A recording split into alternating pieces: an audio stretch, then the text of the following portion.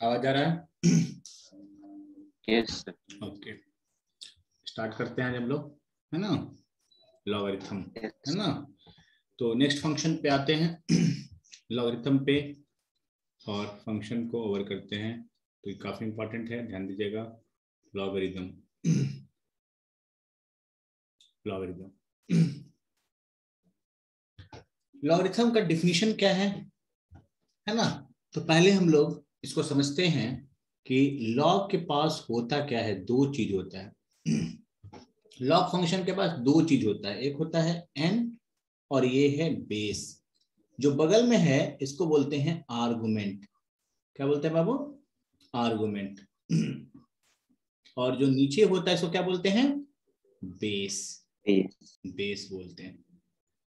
तो log function क्या कहता है कि मुझे डिफाइन करने के लिए पहले मेरा कंडीशन मानना होगा, पहले इसका कंडीशन को फुलफिल करना होगा। तो ये पहले कहता है कि इफ ए पॉजिटिव, ए मतलब बेस पॉजिटिव और एन पॉजिटिव, आर्गुमेंट भी पॉजिटिव होना चाहिए। मतलब आर्गुमेंट भी पॉजिटिव, बेस भी positive, and base not equal to 1, base 1 नहीं होना चाहिए। Then logarithm of n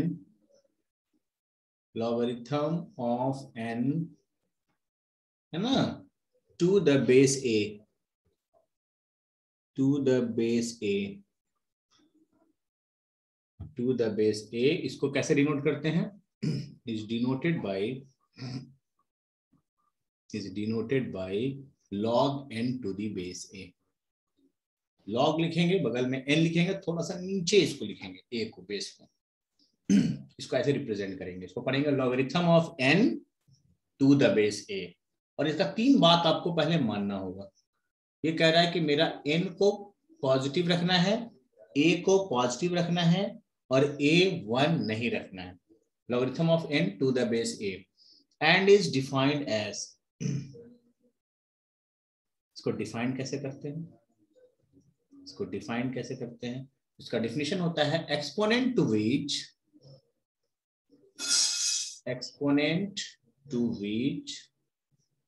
a must be raised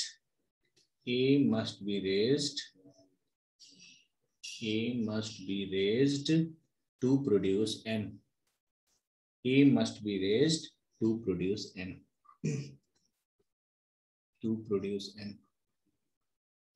कहने का मतलब ये है बाबू कि बेस पर कितना पावर दें, कि आर्गुमेंट को क्या कर दें? प्रोड्यूस कर दें। उसको बोलते हैं लॉग का वैल्यू। एक्सपोनेंट टू विच, यही बहुत इंपॉर्टेंट डेफिनेशन है, exponent to which a must be raised to produce n, है ना। जैसे मुझे निकालना है log 1000 और बेस यहाँ पे है 10 तो 10 पे कितना पावर दें? 10 पे कितना पावर दें कि 1000 आ जाए? कितना देंगे? 3। तो इस लॉग का वैल्यू हो जाएगा 3। This is the definition of the log. और logarithmic function and exponential function एक दूसरे का क्या है? इनवर्स है। log 8 to the base 2, 2 पे कितना पावर दें कि 8 आ जाए? 3।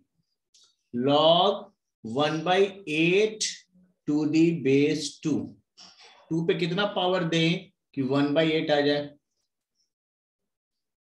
-3, है ना। log 3 to the base 3, 3 पे कितना पावर दे कि 3 आ जाए? 1। log 1 to the base 5, 5 पे कितना पावर दे कि 1 हो जाए? 0। log 3 to the base 1, 1 पे कितना पावर दे कि 3 आ जाए? तो ये नॉट डिफाइंड, क्योंकि इसने पहले ही बोल दिया था ना कि मेरा बेस 1 मत लेना। जब मैंने कोई फंक्शन का, एक मशीन है, और मशीन को कब काम करेगा मशीन, ये पहले आपको डिफाइन करना होगा। जब भी कोई मैन्युफैक्चरर होगा वो पहले आपको देगा कि मशीन कितने पे वोल्ट पे अप्लाई करना है, कितने वोल्टेज पे और कितने आपको वाट का है, कितने वोल्टेज पे लगाना है, 220 वोल्ट पे लगाना है, आप बल्ब को यहाँ पे 440 वोल्ट पे जोड़ दीजिए तो क्या होगा, बल्ब उड़ जाएगा ना।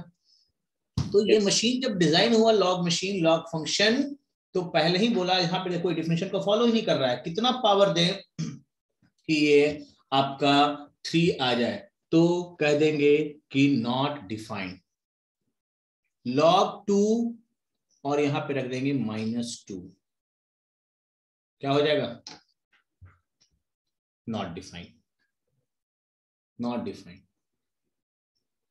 क्यों नॉट डिफाइंड, क्योंकि आर्गुमेंट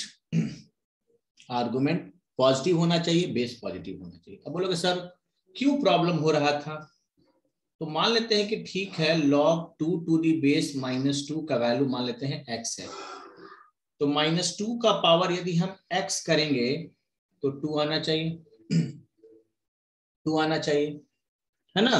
तो -2 का पावर x करने पे 2 आना चाहिए, और x यदि हम 1 देंगे, x का वैल्यू आ गया 1, तो -2 का पावर 1, -2 का power 1, -2 equal to 2, -2 equal to 2, valid है क्या, वैलिड ही नहीं हो रहा है।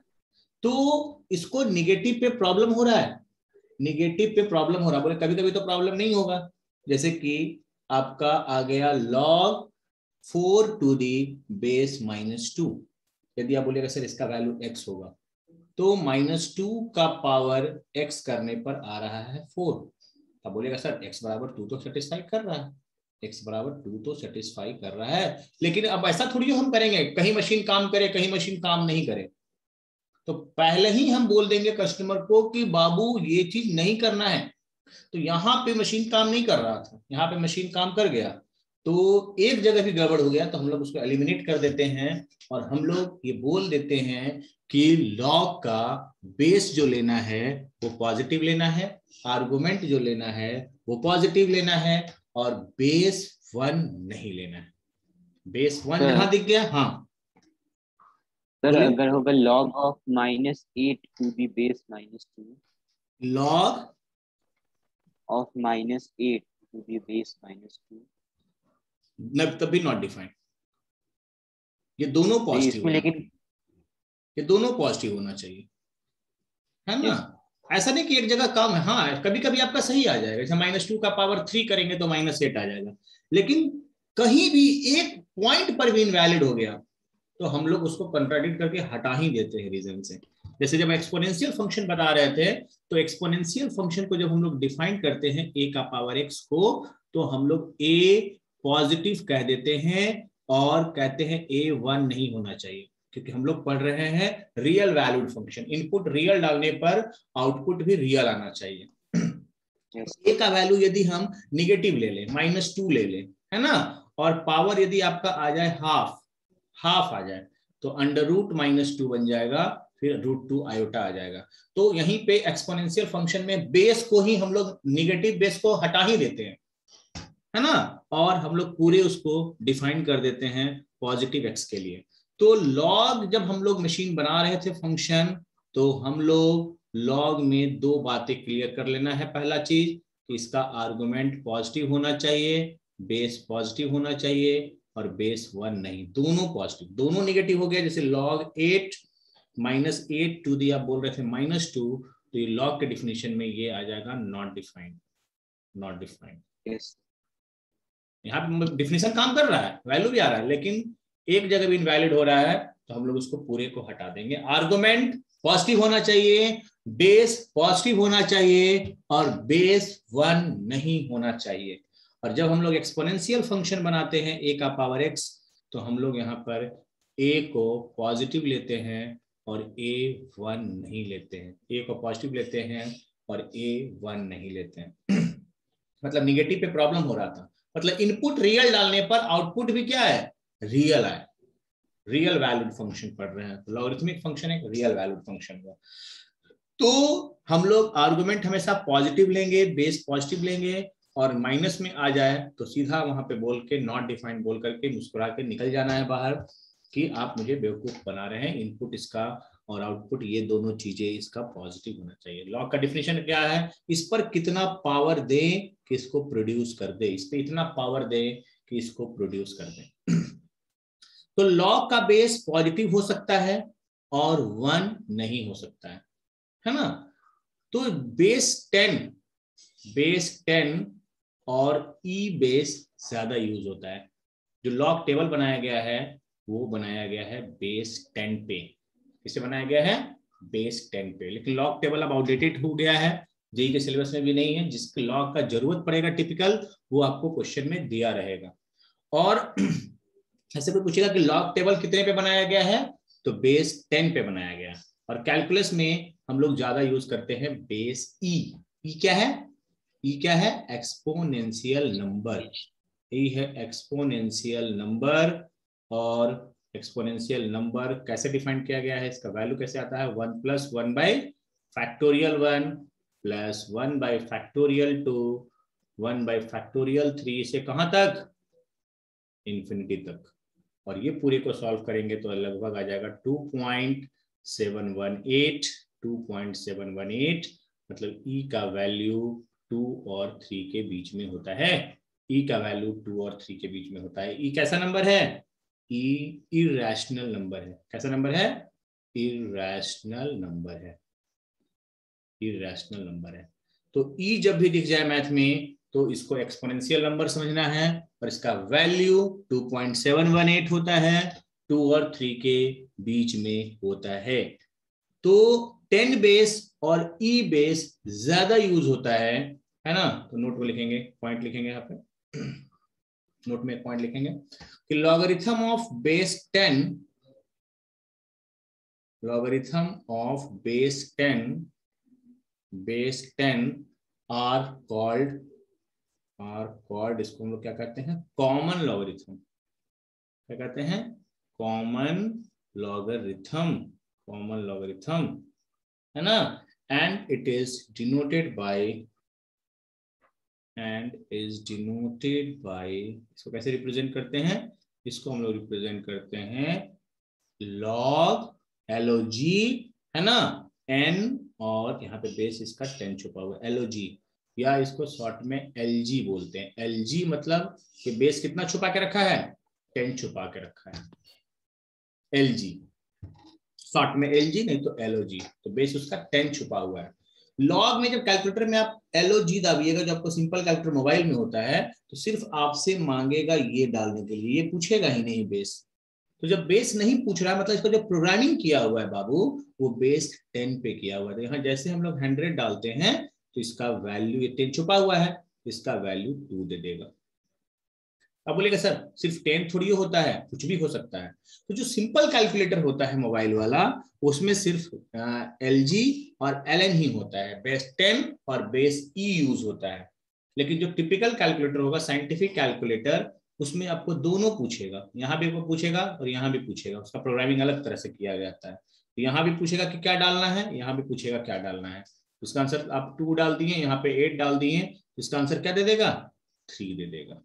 तो जिस लॉग का बेस 10 होता है उसको कॉमन लॉगरिथम कहते हैं, उसको log n to the base 10 से रिप्रेजेंट करेंगे, और इसको सिंपल LG से भी रिप्रेजेंट करेंगे। इसका मतलब ये बेस कितना छुपा के रखा है, ये बेस 10 छुपा के रखा है ना। लॉगरिथम ऑफ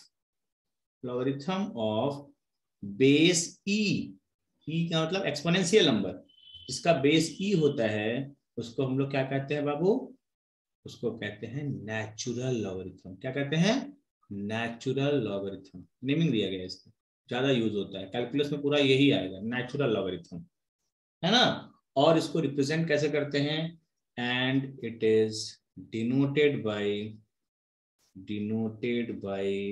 इसको हम लोग रिप्रेजेंट करेंगे LOGN, और यहाँ बेस E दे देंगे, या मेरा बेस E नहीं लिखने का मन है तो LN लिखते हैं।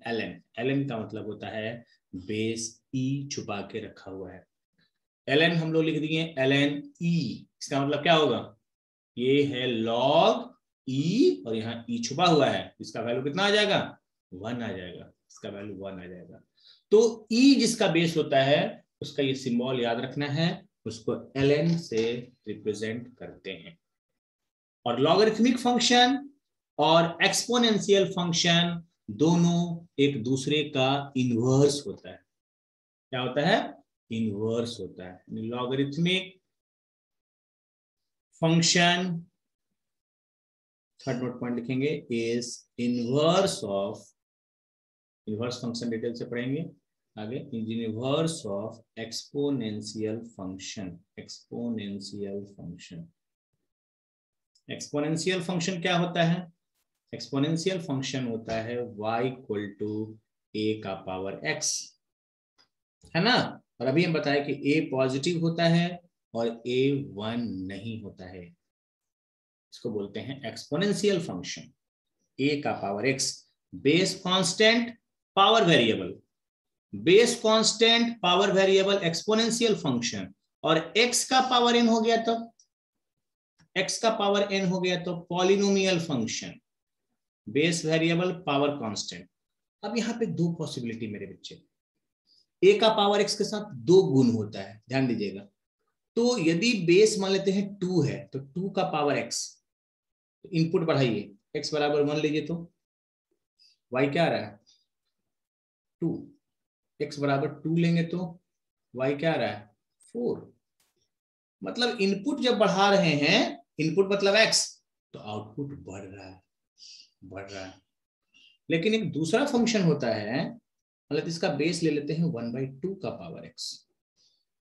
इसमें जब इनपुट बढ़ाएंगे तो आउटपुट घटेगा।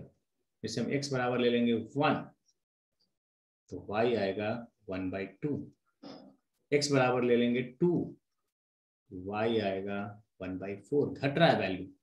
तो एक्सपोनेंशियल फंक्शन का दो ग्राफ होता है। और एक्सपोनेंशियल फंक्शन का ग्राफ देखते हैं तो लॉग का ग्राफ देखते हैं, है ना। तो graph of y equal to a का पावर x जब a का वैल्यू 1 से ज्यादा है, 1 से ज्यादा है, तो इसका ग्राफ कैसा आता है बाबू? a का पावर x का ग्राफ आपको याद रखना है। तो यहाँ जो y है वो आर्ग्यूमेंट है? y नहीं, ये तो फंक्शन है, ये लॉग नहीं है, एक्सपोनेंशियल फंक्शन, ये एक्सपोनेंशियल फंक्शन। यस। y बराबर a का पावर x, है ना। तो लॉग जब लिखेंगे तो लॉग में लिखेंगे y equal to log x to the base a। यहाँ पे ये आर्गुमेंट हो गया, ये बेस हो गया, y x इनपुट हो गया और y आउटपुट हो गया। तो मैं आपको क्या बताना चाह रहा हूं कि एक्सपोनेंशियल फंक्शन का ग्राफ ऐसा होता है जब बेस 1 से ज्यादा होता है। एक्सपोनेंशियल फंक्शन का जब बेस 1 से ज्यादा होगा तो इस तरह का ग्राफ होगा, इंक्रीजिंग टाइप का होगा। और दोनों में मैं रिलेट करना चाहता हूं, एक्सपोनेंशियल और लॉगरिथमिक को ध्यान से समझिएगा। Graph of y equal to a का पावर x जब a का वैल्यू 0 1 के बीच में होगा। तो जब a का वैल्यू 0 1 के बीच में होगा तो इसका ग्राफ कुछ ऐसा होता है, डिक्रीजिंग। और ये ग्राफ आपको याद रखना है, ये ग्राफ आपको याद रखना है। इसका डोमेन क्या होगा बताइए? डोमेन इसका होगा ऑल रियल वैल्यू। जब मैंने बेस पे कंडीशन लगा दिया कि बेस पॉजिटिव लेना है और 1 नहीं लेना है, तो अब आप इनपुट कुछ भी डाल सकते हैं। देखिए इनपुट आप कुछ भी डाल सकते हैं, कहीं अनडिफाइंड नहीं है। लेकिन रेंज क्या होगा इसका? रेंज क्या होगा इसका? रेंज होगा 0 टू इंफिनिटी।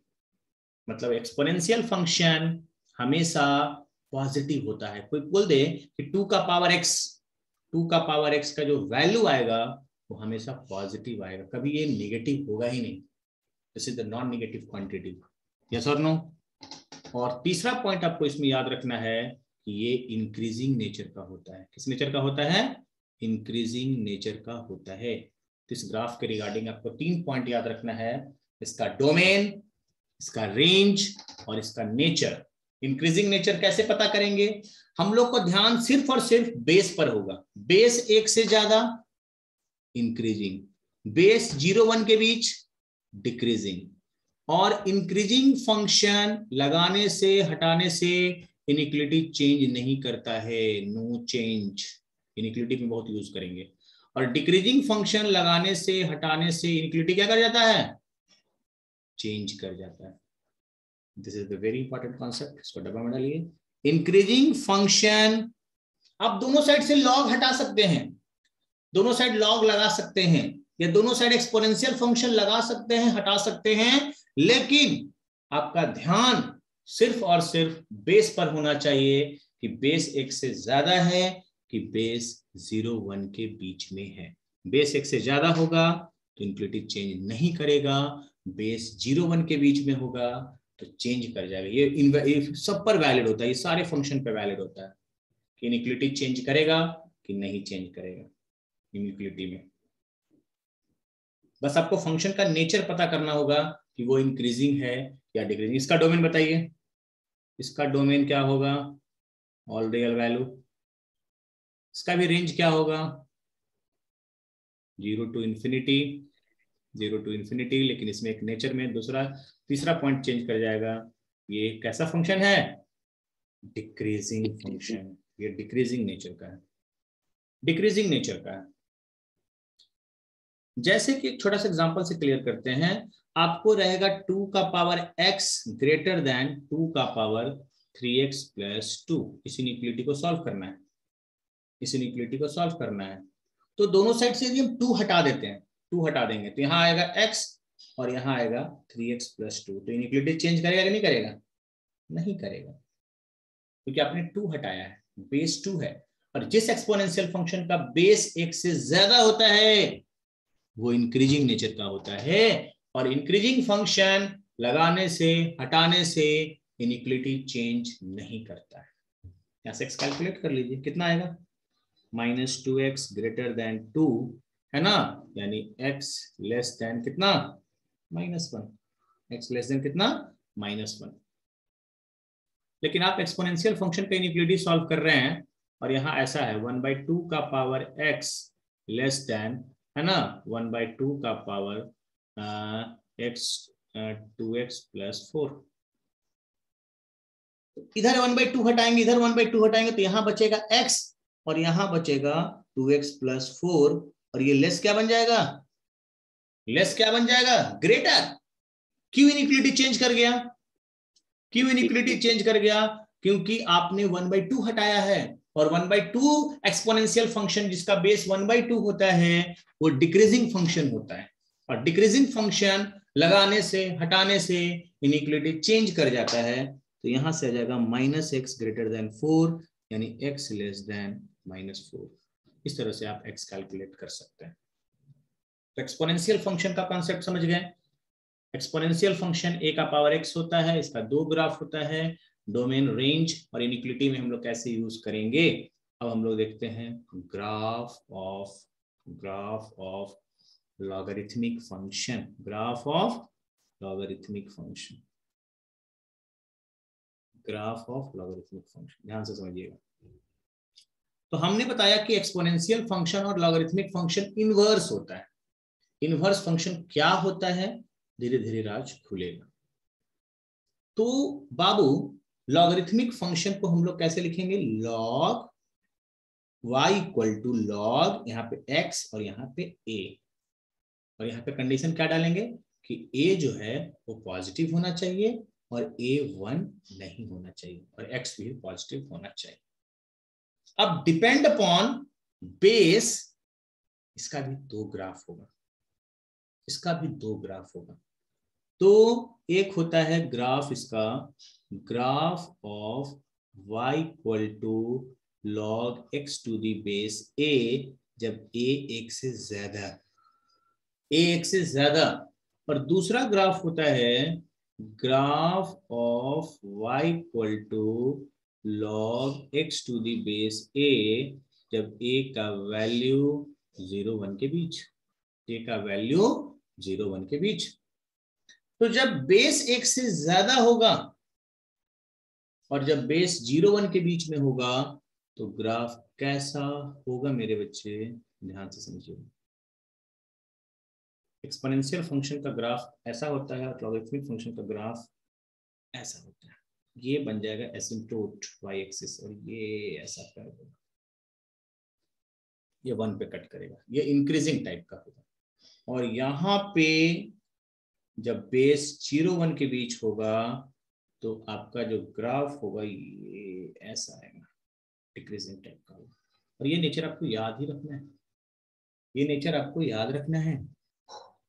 इस ग्राफ में आपको 3 पॉइंट जानना होगा, इसका डोमेन क्या है, इसका रेंज क्या है और इसका बिहेवियर क्या है। डोमेन इसका क्या होगा, आप इसमें इनपुट क्या डाल सकते हैं, यहाँ पे एक्स क्या डाल सकते हैं, 0 से इंफिनिटी। निगेटिव डाल सकते हैं क्या, नहीं निगेटिव नहीं डाल सकते, एक्स का वैल्यू निगेटिव नहीं। डोमेन क्या होता है, इनपुट, वैलिड इनपुट।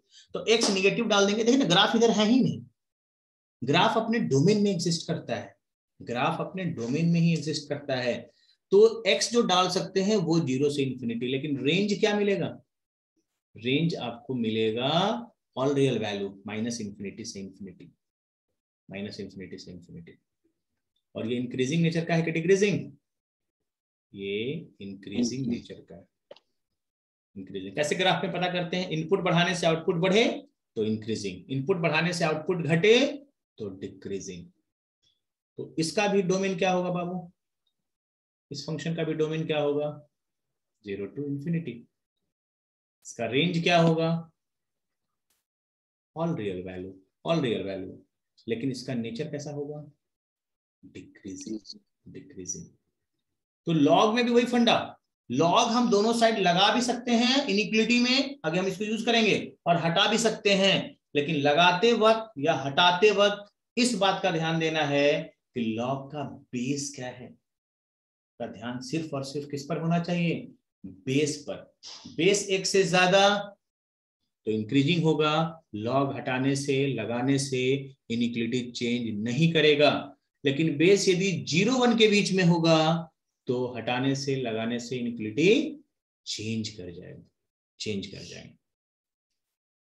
अब बोलिए सर एक इनवर्स फंक्शन आपने बोला, वो थोड़ा सा समझ में नहीं आ रहा है। तो इनवर्स फंक्शन में देखिए क्या होता है कि दोनों का डोमेन और कोडोमेन देखिए तो स्वैप कर गया क्या।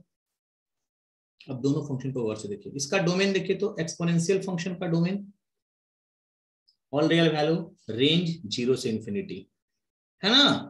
तो डोमेन, अभी इसको डिटेल में नहीं जाएंगे इनवर्स फंक्शन में, जब फंक्शन पढ़ेंगे तो डिटेल में वहां जाएंगे। और यहाँ पे देखिए इसका स्वैप कर गया, डोमेन बन गया रेंज और रेंज बन गया डोमेन। फंक्शन क्या होता है, फंक्शन क्या होता है, स्टार्टिंग में थोड़ा सा बताए थे, मैपिंग, मैपिंग होता है ना। ए में जो एलिमेंट होता है इसको बोलते हैं डोमेन, और बी में जो एलिमेंट होता है इसको बोलते हैं कोडोमेन, और जिसका इमेज बनता है इसको बोलते हैं रेंज, रेंज बोलते हैं।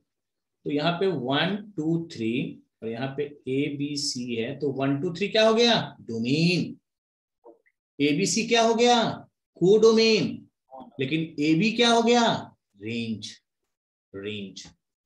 और फंक्शन का डिफिनीशन क्या है कि इसमें कोई एलिमेंट छूटना नहीं चाहिए। जैसे मैं एक फंक्शन बना रहा हूं, मैं एक मशीन बना रहा हूं, और मशीन में हम x बराबर 1 डालें तो आउटपुट मिला, 2 डालें तो मिला, और 4 डालें तो मिला ही नहीं, मिला ही नहीं। ऐसा मशीन काम का नहीं है।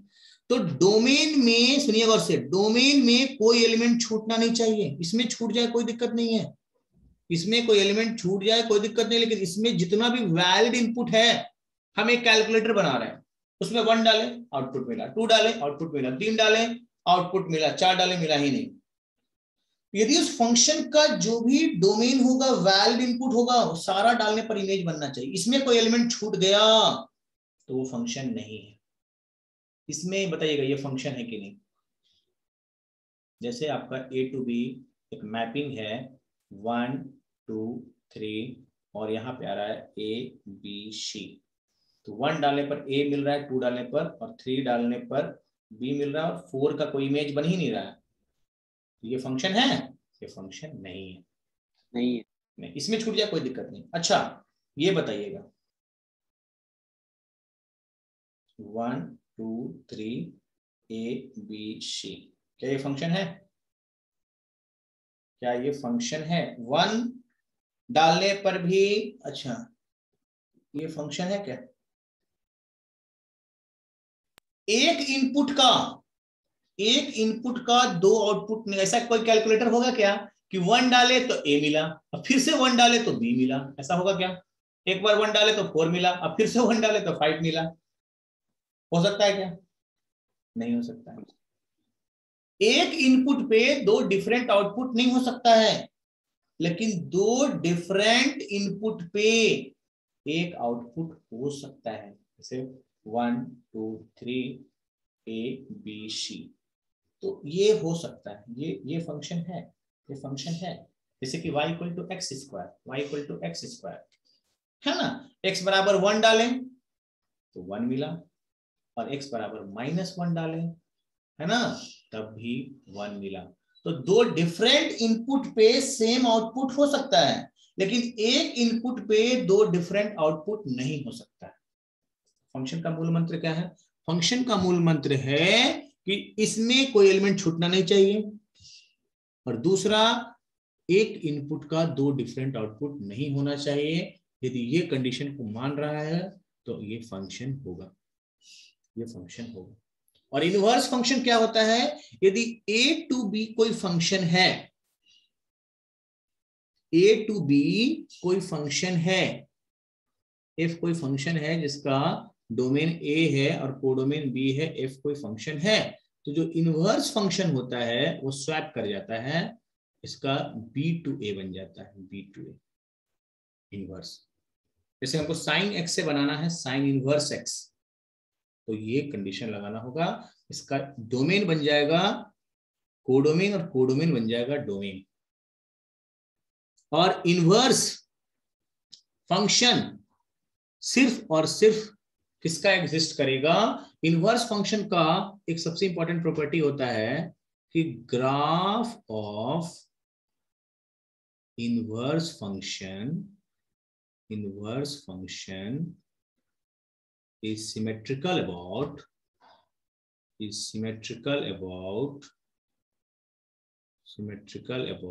y equal to x line। किसके अबाउट सिमेट्रिकल होता है? y equal to x line के अबाउट सिमेट्रिकल होता है। कैसे सिमेट्रिकल होता है?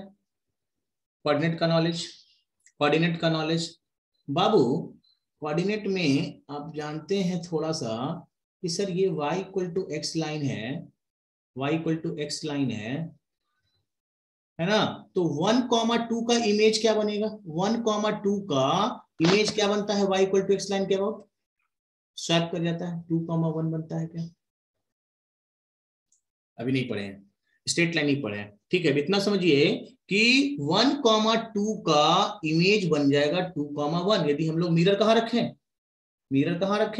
y equal to x line पे मिरर रखें, कोऑर्डिनेट पलटी मार जाता है। तो fx कोई फंक्शन है, ध्यान समझिएगा, fx कोई फंक्शन का ग्राफ ये है ना, 12th में जाकर ये ज्यादा चमकेगा। तो इसका इनवर्स जो होगा, इसका ग्राफ ये होगा, इनवर्स। क्यों? क्योंकि यदि फंक्शन पे कोऑर्डिनेट 1,2 होगा तो उसके इनवर्स फंक्शन पे कोऑर्डिनेट क्या होगा? उल्टा हो गया, 1 a बन गया होगा b बन गया होगा a, तो यहाँ कोऑर्डिनेट 2,1 होगा, तो 1,2 बन जाएगा 2,1, 3,2 बन जाएगा 2,3। तो यदि आपको fx का ग्राफ पता है, कोई फंक्शन का ग्राफ पता है, तो उसके इनवर्स फंक्शन का ग्राफ बनाने के लिए आपको मिरर कहां रखना होगा? ग्राफ में हम लोग इसको डिटेल से करेंगे, y equal to x line पे रखना होगा मिरर। तो मैंने आपको बताया कि एक्सपोनेंशियल फंक्शन और लॉगरिथमिक फंक्शन, इसी बात को समझाने के लिए इतना बोलना पड़ा। लॉगरिथमिक फंक्शन इनवर्स है, मतलब यदि एक्सपोनेंशियल फंक्शन का ग्राफ पता है तो लॉगरिथमिक का बना सकते हैं, लॉगरिथमिक का पता है तो एक्सपोनेंशियल का बना सकते हैं, एक्सपोनेंशियल का पता है तो लॉगरिथमिक का बना सकते हैं, और लॉगरिथमिक का पता है तो एक्सपोनेंशियल का बना सकते हैं। जैसे अब देखिए एक एग्जांपल समझाते हैं। ये ग्राफ आपका किसका था? ये है आपका y equal to x line, ये है आपका y equal to x line, है ना। और ये ग्राफ है आपका लॉग का, इसको कट नहीं करेगा, बिल्कुल नीचे नीचे जाएगा। ये है आपका y equal to log x to the base 2। तो y इक्वल टू है आपका log x to the base 2, इसका बेस x से ज्यादा, तो इसको कैसे कन्वर्ट कीजिएगा, 2 पे पावर x बराबर क्या हो जाएगा, 2 का पावर, है ना। तो 2 का पावर x का ग्राफ कैसा होगा, ऐसे।